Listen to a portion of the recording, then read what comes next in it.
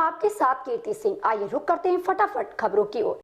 केंद्रीय गृह राज्य मंत्री नित्यानंद राय ने एक सवाल के लिखित जवाब में कहा कि पिछले 5 साल में 10,664 लोगों ने भारतीय नागरिकता के लिए आवेदन किया है, जिनमें 227 लोग अमेरिका से, 7,782 लोग पाकिस्तान से, 795 लोग अफगानिस्तान से और 184 लोग बांग्लादेश से हैं।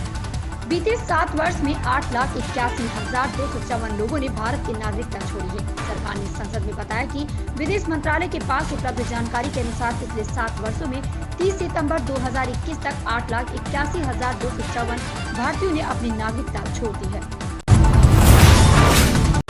ओमिक्रॉन के खतरे के बीच कोरोना के मामलों में उतार चढ़ाव का दौर जारी है। स्वास्थ्य मंत्रालय द्वारा बुधवार को जारी आंकड़े के अनुसार बीते 24 घंटे में कोरोना संक्रमण के 6,984 मामले सामने आए और 247 लोगों की मौत हो गई। इस दौरान 8,168 लोग स्वस्थ भी हुए हैं। स्वास्थ्य मंत्रालय के अनुसार देश में अब कुल 87,562 सक्रिय मरीज बचे हैं। लोकसभा अध्यक्ष ओम बिरला ने मंगलवार को मंत्रियों को नसीहत दी है कि वे सदन में बैठकर अपने दफ्तर के काम न किया करें। असल में केंद्रीय मंत्री गिरिराज सिंह प्रश्नकाल के बाद किसी मुद्दे पर एक सदस्य के साथ बातचीत करते देखे गए।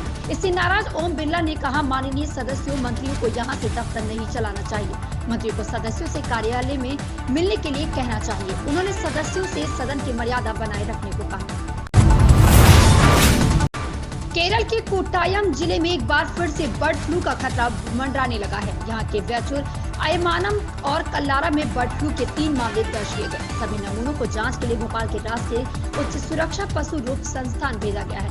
अचानक से नए मामले सामने आने के बाद प्रशासन में हड़कंप मच गया है। भारत के पूर्व कप्तान सुनील गावस्कर ने उन लोगों को खरी खोटी सुनाई है जिन्हें लगता है कि विराट और रोहित के बीच मतभेद है। गावस्कर का कहना है कि अगर किसी के पास दोनों खिलाड़ियों के बीच झगड़े की खबर है तो उसका खुलासा करना चाहिए। उत्तर पश्चिम भारत में पश्चिमी विक्षोभ एक बार फिर सक्रिय हो रहा है।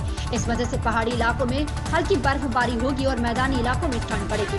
मौसम विभाग का पूर्वानुमान है कि इस सप्ताह तेजी से पारा लुढ़केगा और दिल्ली एनसीआर का मौसम और सर्द हो जाएगा। प्रदूषण से भी राहत मिलने की उम्मीद नहीं है। महामारी के कारण बने हालात में लगातार सुधार के बीच भारतीय कंपनियां अगले साल जनवरी-मार्च में 8 साल के बाद सबसे ज्यादा नौकरियां देंगी। मंगलवार को जारी मैनपावर ग्रुप के रोजगार सर्वे में दावा किया गया है कि नियोक्ताओं के 3 महीनों से नियुक्ति गतिविधियां तेज रहने की उम्मीद जताई है। सीडीएस जनरल विपिन रावत के साथ हेलीकॉप्टर में सवार ग्रुप कैप्टन वरुण सिंह की भी निधन की खबर है। तमिलनाडु के कुन्नूर में हुए इस दर्दनाक हादसे में ग्रुप कैप्टन वरुण सिंह की एकमात्र जीवित बचे सैन्य अधिकारी थे। हेलीकॉप्टर में 14 लोग सवार थे, जिसमें सीडीएस रावत की पत्नी समेत 13 लोगों की मौत पहले ही हो चुकी थी। अब हादसे में एक सप्ताह के अंदर ही ग्रुप कैप्टन वरुण सिंह का भी निधन हो गया है।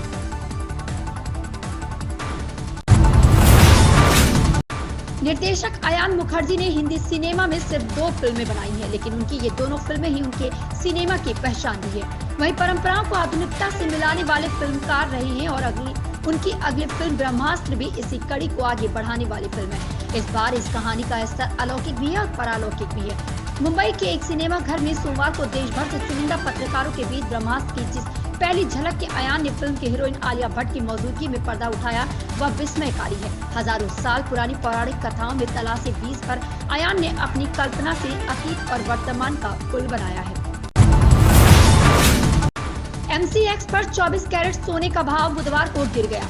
एमसीएक्स पर सोने की कीमत में 0.13% की कमी आई। इस गिरावट के साथ सोने का दाम कम होकर 48,008 रुपए प्रति 10 ग्राम पहुंच गया। इसके साथ ही चांदी की चमक भी फीकी पड़ी है। इसका दाम 0.13% गिर गया। इन खबरों में बस इतना ही। धन्यवाद।